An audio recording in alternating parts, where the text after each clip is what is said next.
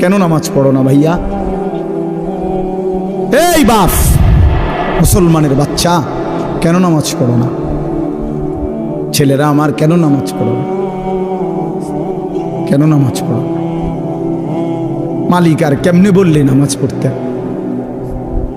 রাসূলুল্লাহ সাল্লাল্লাহু আলাইহি ওয়াসাল্লাম হাসরের ময়দানে জিজ্ঞাসা করবে, উম্মত, পিঠটা তায়েফের পাথরের আঘাতে চালনির মতো ছিদ্র বানায় ফেলছিলাম, ক্ষুধার কষ্টে পেটে পাথর বাঁধছিলাম, 3 মাস আমার ঘরের চুলায় আগুন জ্বলে নাই, আমি উম্মত দান দান শহীদ করে রক্তে ভাসে গেছি, 23টা বছর আমি কোনোদিন ঠিক মতো ঘুমাই নাই, এত কাঁদলাম, এত রক্ত ঝরাইলাম, বিনিময়ে তোর কলজাটা নরম করতে পারলাম না,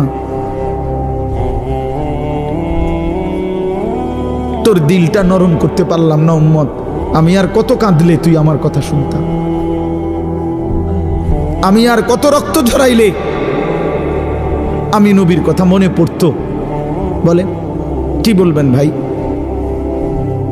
বলেন, কি জবাব হতে পারে তখন? আল্লাহ আল্লাহ আমাদেরকে বুঝ দান করেন।